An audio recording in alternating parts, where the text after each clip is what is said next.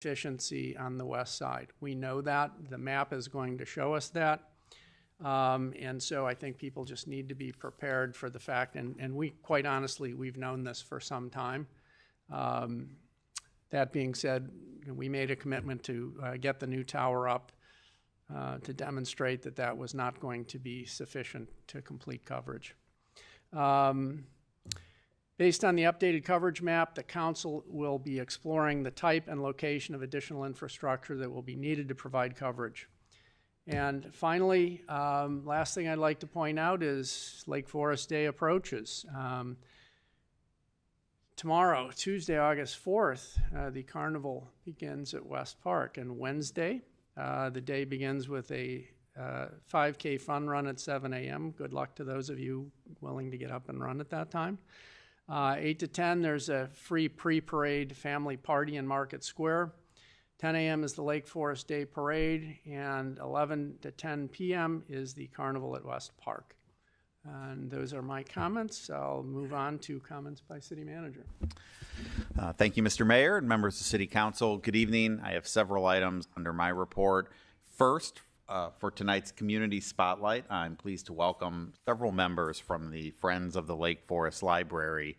And in a year where we've celebrated some milestone anniversaries across the community, I'm happy to invite the Friends here as they celebrate their 50th year anniversary as well. In fact, I was just joking with several of them between the Friends of the Library, Ragdale, and the Preservation Foundation. I'm not sure what was in the water in 1976 that all of these organizations were formed at the same time, but they continue to be invaluable contributors to our community. And so I'm pleased at this time to welcome the current president of the Friends of the Library, Dr. Tanya Heng, to spotlight the 50th anniversary, talk about the upcoming annual book sale, scholarship winners, and other library events. Thank you to the City Council for the invitation once again to present the work of the efforts of the Friends of Lake Forest Library. Ishwar normally would be here. He helped facilitate the invite and the appearance this month, but he has a very special meeting with his board, or the big board as we like to call them. So he's doing that tonight. We're headed into our busiest month as we prepare for our main event. I think I have some slides, right? There we go. But I wanted to give you guys a quick overview of our daily work and the programs that we have accomplished and ones that we're looking forward to doing before the year's end. On a day-to-day basis, we receive donations 24/7. They arrive in these blue bins. Sometimes they arrive overflowing the blue bins.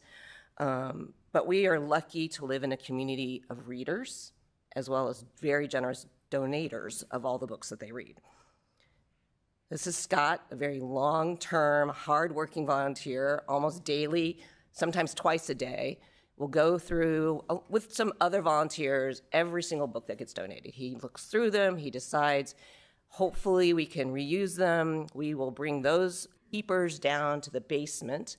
The ones that are in good condition but aren't really appropriate for our sale, we try to send to Better World Books or Half Price Books, so to keep them out of the landfill. Once we've collected the ones that we think we would like to resell, they go down to the sorting room, and we have 60 different sections. Each section actually has also subsections, and there are other sorters, those other volunteers will then take those bags of books and then put them in the appropriate shelves, whichever section they belong to. Then separate sorters and separate volunteers that own the sections will then clean the books, price them, box them up, and at most recent count, we have about 2,000 boxes. So this room is almost full. It's in an off-site storage that we had to rent last July when they were renovating the courtyards at the library. But we found a great space for our boxes, and we're filling it up pretty quickly.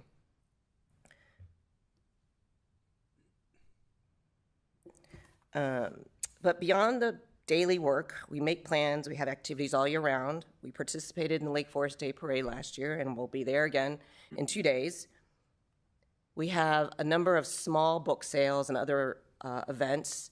In December, we sell holiday books, holiday puzzles. In June, we have a 3-day children's book puzzle game sale. And then last year, we started a small group of women that got dubbed the Glitter Gals. And they repurpose really damaged books that have absolutely pristine illustrations inside. And they make exquisite home decor ornaments out of them and have appeared in various pop-up sales around the community. So we have about 50 regular all-year-round volunteers, but we need more than that when we start to prepare the sale. So the week of the sale will stretch to about 200 volunteers as we get it all set up. We monitor the sale, and then we have to take it down, and that's in the gymnasium at the rec. We're very proud of our scholarship. It requires the students to write a 500-word essay. Impressive. No one wants to read 500 pages. 500-word essay. They have to get a letter of recommendation from a non-family member, and they have to have a list of influential books that they've read and literary activities. And we gave $2,000 scholarships to these 3 students this year. All year long, we supply the books in the train stations, in both train stations, for readers to take for free and to enjoy during their journeys. We also, I don't have a picture of it, we have a book cart that gets filled all summer long down at the beach. I think they use about 44 bags of books every week, and so they get used by children and adults alike. We, of course, are very proud of our ability to fund or assist with the funding for the reading programs that our library really thoughtfully curates for children and adults all year round. And because of our 50th anniversary this year, we formed an ad hoc committee which created many ways to celebrate this milestone. We had custom tote bags created. Our first anniversary event was a birthday party on the lawn, and we had a bubble artist and face painters and balloon twisters and a shaved ice truck, and we had a bunch of kids that were just running around having the best times of their life. Last week, in a coordinated effort with Ragdale, because it was their 50th, they were gracious enough to allow us to use the Ragdale ring, and we hosted a dramatist named Jenny Riddle, who perfectly portrayed the endurance athlete Diana Nyad, specifically reenacting scenes from her autobiography, Find a Way. A subcommittee of volunteers began researching all the art holdings in the library, and they uncovered the provenance and the history of 90% of them. The research will be edited and collated into one document and used for docent-led art walks, and hopefully people can then learn about the Audubon and where it came from and how we got it. Because the Preservation Foundation is also celebrating their 50th, the library will be the end of the architectural tour that they have planned in October, and the Friends will help facilitate the finale and make it a little special. And finally, we are close to finishing a short video that will give the history of the Friends. It will digitally preserve all of the articles and photos from the last 50 years and hopefully last for maybe 50 more. We hope to see all of you at our sale. Bring your friends, bring your family. And as a little reminder, I have bags for the City Council and a Save the Date bookmark. Thank you.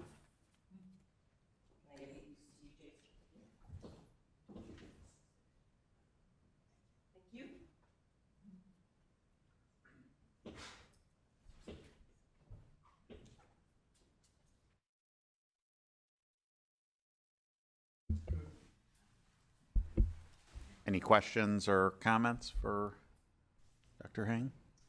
Just one question. The council appreciates organizations like yours who contribute to the betterment of the community through public-private partnerships.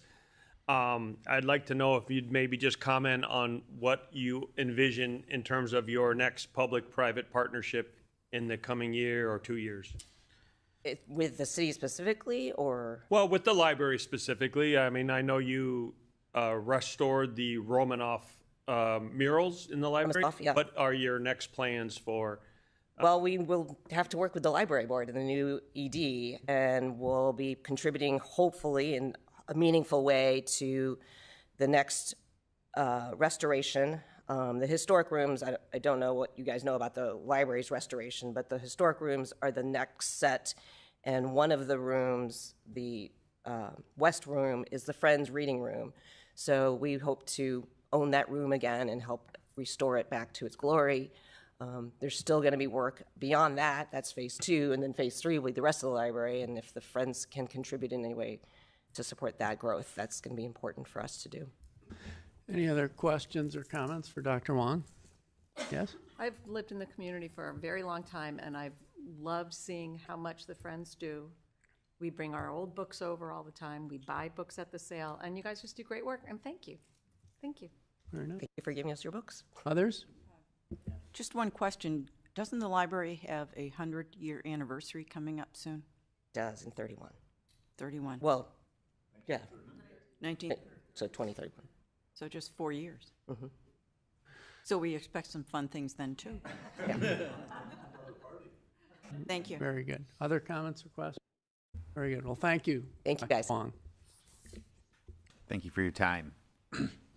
Next, I'd like to invite Chief of Police John Burke to the podium, first to provide his bi-monthly update to the council and the community on progress, construction progress for the new police station headquarters at 1925 Field Court, and also to speak to a proposal that's included in your omnibus agenda for consideration tonight regarding a new school resource officer program with the School of St. Mary. And with that, I'll turn it over to the chief. Thanks, Jason. Good evening, Mayor Tack, members of City Council. For a quick construction update, if you look at the picture here, during the week of July 20th, this crane was set up on the Pfizer campus to grab the generator that we purchased several months ago for $100,000. It's worth noting that to purchase a generator of this exact size and make would cost an estimated $1.3 million. And there's a lead time from when you order it for about 2 years. So it was a great purchase by the city. And all totaled, from start to finish, it cost about $425,000 for the purchase of the generator, to pick it up and then put it in place at the building. So it's still a savings of about $875,000 towards the city. It weighs 62,000 pounds, so we were watching some of the operation. It was quite interesting to see. This is a pic of the inside of the building. You can see this is on the second floor. They're starting to get to areas where they're going to install carpet. Painting is substantially complete. So they're moving along with electrical overhead things, duct work. The ceiling grid is going in. If you notice in this picture right here, they're getting ready to drop in lights, and then fireproofing has been completed. That's the material you see sprayed on the ceiling here. And they'll put sprinkler heads down, and then the actual ceiling itself will go in. They're starting to move paint through the second floor, carpet on the second floor, drywall should be complete on the second floor in the next 2 weeks. And they're about 3/4 of the way through the first floor. So what does that mean? We're still targeting, at least if we were given a date a couple weeks ago, that November 23rd, we're looking at substantial completion of the building. And then we'd move to punch list time to go through and check all the systems and verify everything from top to bottom. And I would encourage anybody at home to follow along the video series. Deputy Chief Zelk is doing an excellent job giving some video updates of the progress of the building, and he shows some nice pictures and videos of what's going on in the background. Be happy to answer any questions about the building at this time. Questions for the chief? Comments? Okay. Well, Alderman Carr. Simply asking for an update on projected finish date. So we're looking at November 23rd, and then it's a matter of how quickly can we go through the punch lists, how substantial is it. I keep verifying that we're going to be in there before the end of the year, and we're told that's the goal. Okay, thank you. Yes. Other comments or questions? Okay. The next thing I wanted to discuss is about 8 months ago, we started training and dialogue with the School of St. Mary, and that was an emphasis on training for worst case scenario things that could happen. There was a shooting at a Catholic school in a church in Minnesota about a year and a half ago, and it sparked a lot of conversations with them. During that time, myself, SRO Mark Long, and a few other officers were over there talking with administrators and talking about training, and we trained their staff on run, hide, fight protocols, and we were looking at some things. That led to a discussion on what would it take to put a student resource officer at the School of St. Mary full-time. So we had a lot of good discussions. We met with parents groups. We gave in-depth discussions on what the SRO does, what their role is, the training they provide, from security plans to training for staff to having just that presence and building bonds with the kids in the school. After the completion of the SRO agreements with districts 67 and 115, that provided the exact framework for us to finish the agreement with the School of St. Mary via the Chicago Archdiocese. So the financial terms are exactly the same to the public schools. The only little differences are there are a few things that the Archdiocese insisted on based that it's a private entity and not a public school. So we're really excited to start that program. We have a couple weeks to get ready before the kids move back into school, and we think it's going to be great for the city. If you have any questions on that topic? Okay. Any comments or questions for the chief on this particular topic? Yes? Chief, could you just comment about the individual? So we have a staff member who now will spend 8 months out of the year at the school. How will that affect your staffing? Will we need to add a staff member? Can you just comment on that? We were generally floating. We were at 41 right now. There's always personnel stuff going on. We just recently had somebody announce their retirement. So it bounces back down. We have 2 power cars in play right now. We're adding a K-9. That officer will go to school. She'll go to school in mid-September and come out in November. So the shifts will change a little bit, but it's not going to affect response times, coverage on the road, or anything like that. And then those SROs, when they're not in school for any particular break, they come back and they work cases in investigation, and if need be, we can plug and play them on the road as well. Thank you, sir. So just to clarify, in this case, are we actually adding a staff member, or are we just working with the current staff and just filling, the spots of people who are retiring? Working with our current staffing. So with the retirement that we know is happening right now, we're doing some backgrounds. We have created an avenue in January, or a year from January, a couple of years ago, to have our CSOs that are interested in a career in law enforcement, so they handle calls, traffic calls, animal calls, and parking. We have a couple kids, I should say kids or young men that work for us, recent college graduates that have been doing really well in that capacity. They've interviewed, they've met with the Fire and Police Commission. We're working on their backgrounds right now so we could turn and place them into full-time city employees as police officers as quickly as we can. Any other comments or questions on this matter? Okay. Thank you. Very good. Thank you. That concludes my report, Mayor. Thank you. Okay. The next item on the agenda is an opportunity for citizens to address the council. Is there anybody present that would like to address the council? Feel free.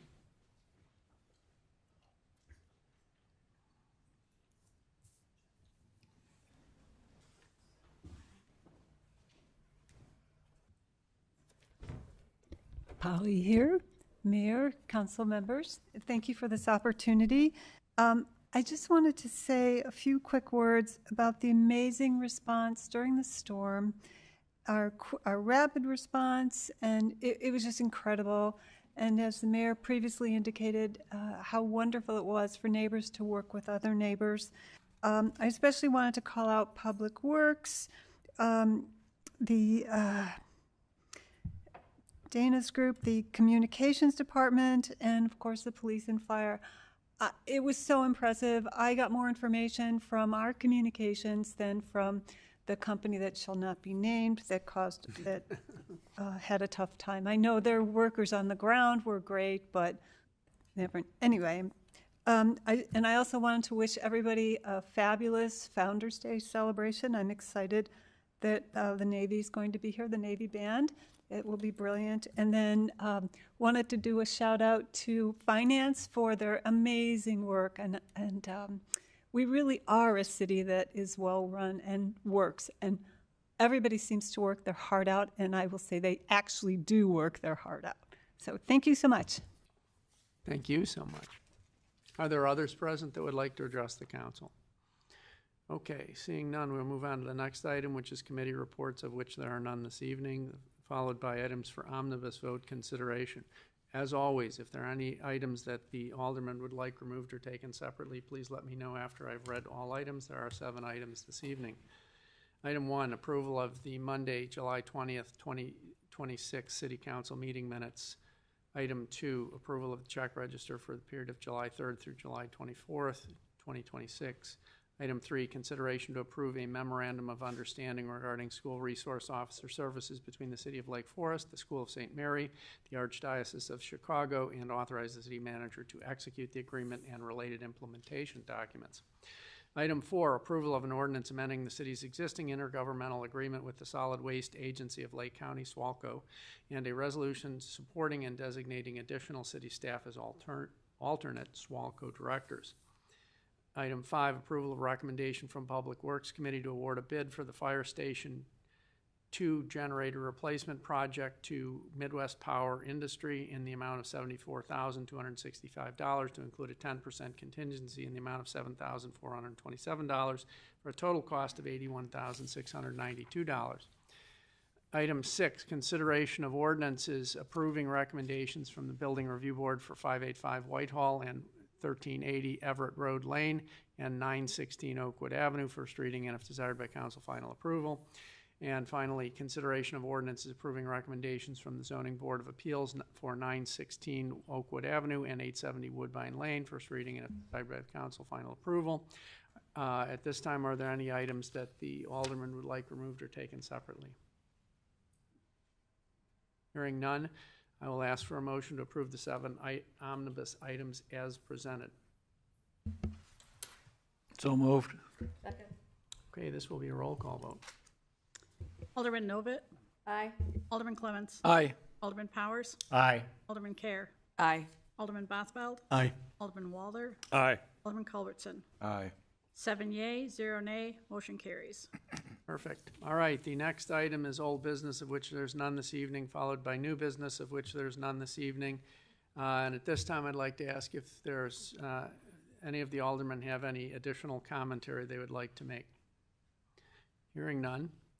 At this time, I would like to ask for a motion to adjourn into executive session pursuant to 5 ILCS 120/2C2. The City Council will be discussing collective bargaining. There will be no further business at the completion of the executive session. So moved. Second. This will be a roll call vote. Alderman Clements. Aye. Alderman Powers. Aye. Alderman Kerr. Aye. Alderman Bothfeld. Aye. Alderman Walder. Aye. Alderman Culbertson. Aye. Alderman Novit. Aye. 7 yea, 0 nay, motion carries. Okay, we are adjourned into executive session.